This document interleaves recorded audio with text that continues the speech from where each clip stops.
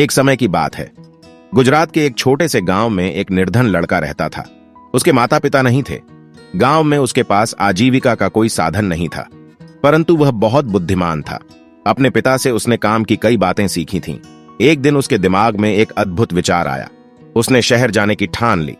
शहर जाकर उसने एक सस्ती सी दुकान किराए पर ले ली और दुकान के बाहर एक बोर्ड लगा दिया जिस पर लिखा था, बुद्धि का सौदागर, यहां बुद्धि बिकती है।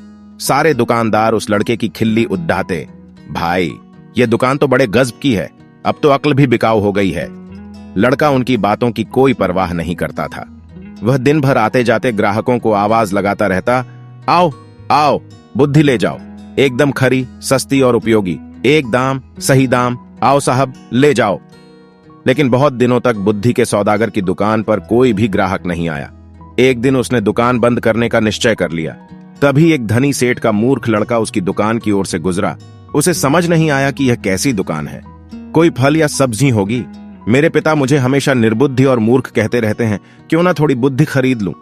यह सोचकर उसने सौदागर लड़के से कहा, एक सेर बुद्धि के कितने पैसे लोगे? लड़के ने उत्तर दिया, मैं बुद्धि तौलकर नहीं, उसकी किस्म के हिसाब से बेचता हूं। मेरे पास तरह तरह की बुद्धि है, सबका दाम अलग अलग है। आपको कैसी बुद्धि चाहिए? तो ठीक है, एक पैसे में जिस तरह की बुद्धि आए दे दो।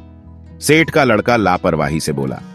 सौदागर लड़के ने कागज की एक पर्ची निकाली और सेठ के बेटे को दे दी। उस पर्ची पर लिखा था, जब दो लोग झगड़ रहे हों तो वहां खड़े होकर उन्हें देखना बुद्धिमानी नहीं है।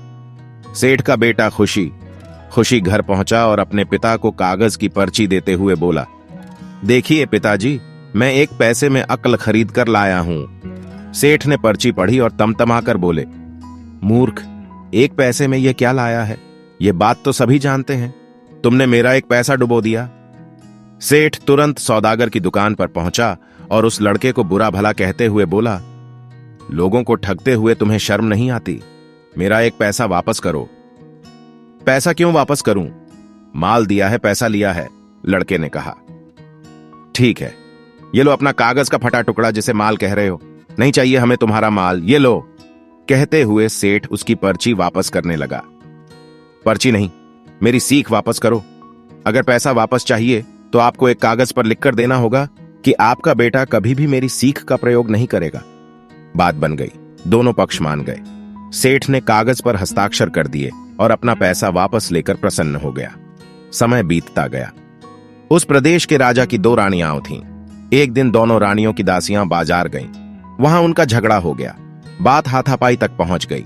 लोग चुपचाप खड़े देख रहे थे। उन्हीं में सेठ का बेटा भी था।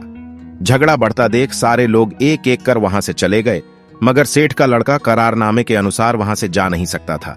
वह अकेला ही खड़ा रह गया। बस फिर क्या था, दोनों दासियों ने उसे अपना गवाह बना लिया। झगड़े की बात राजा रानियों तक पहुंची। सेठ और उसका लड़का राज दरबार में लाए गए।